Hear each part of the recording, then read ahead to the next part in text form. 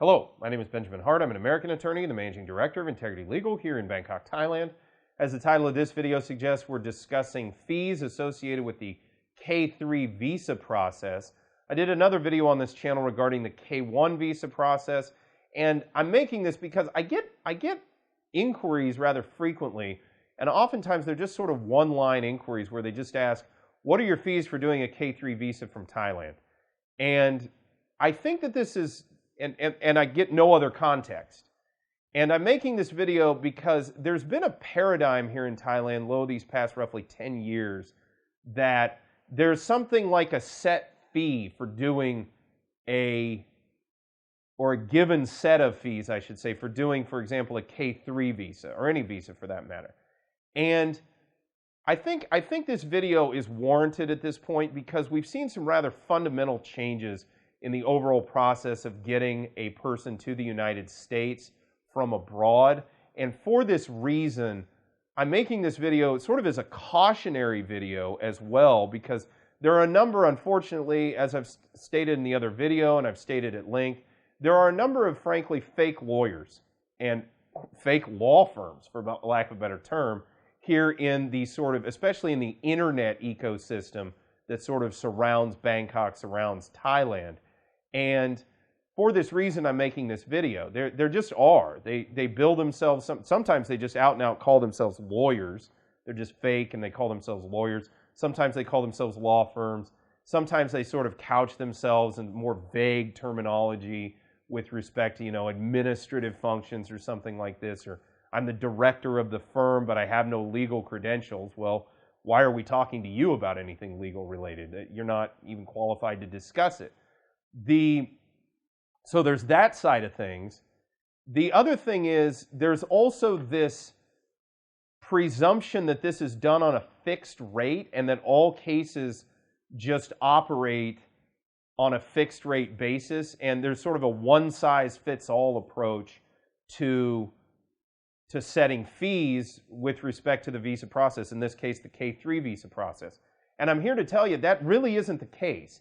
And it's especially not the case under the Trump administration and the changes that have been made with respect to especially the administrative processing apparatus associated with the K-3 visa.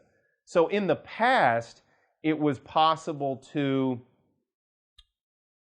some degree, and I always was very ambivalent about the notion that there was sort of a flat rate for even routine cases, because one, it's difficult to define what a routine case is. In short, I need to talk to you.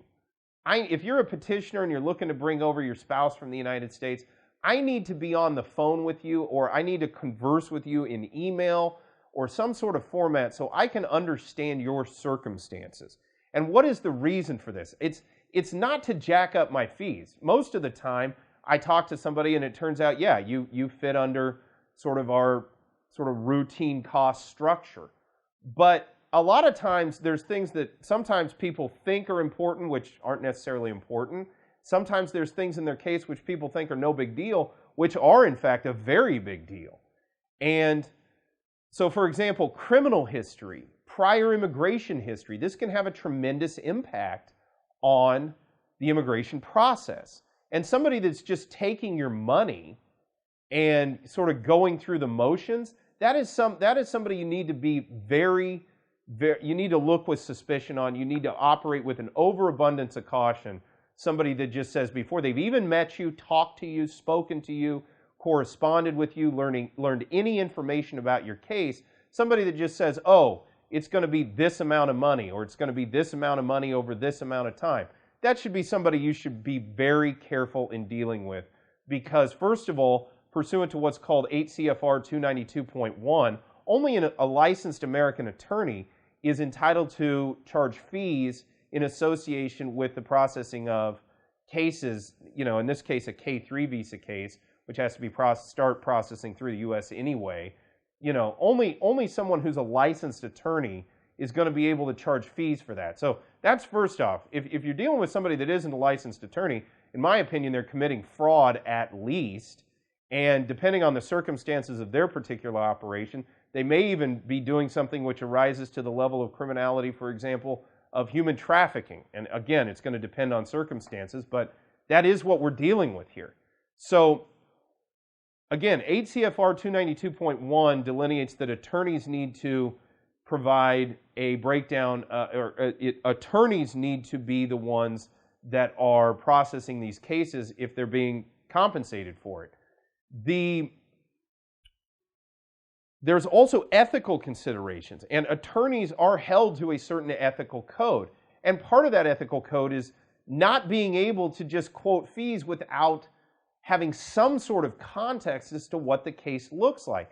Now look, unforeseen facts can arise, circumstances can arise which were unforeseen that may change the posture of a case.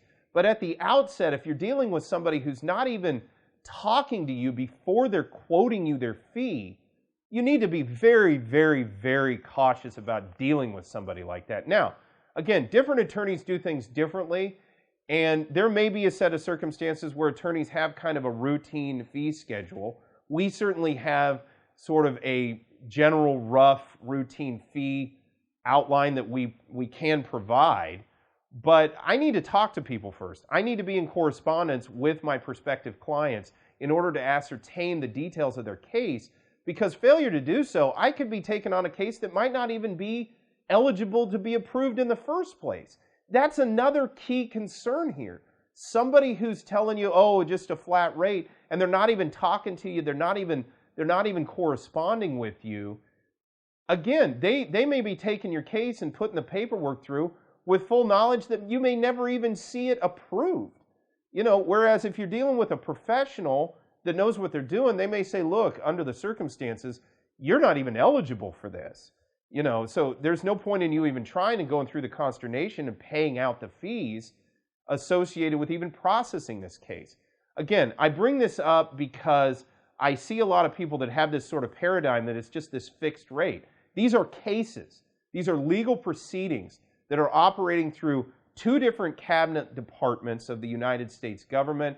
It operates under the legal and the plenary powers of the United States government. This is complex stuff. And dealing with somebody who doesn't have any qualifications and is just quoting you some fixed rate fee without ever even ascertaining your details, that's someone you really need to be dealing with an extreme overabundance of caution.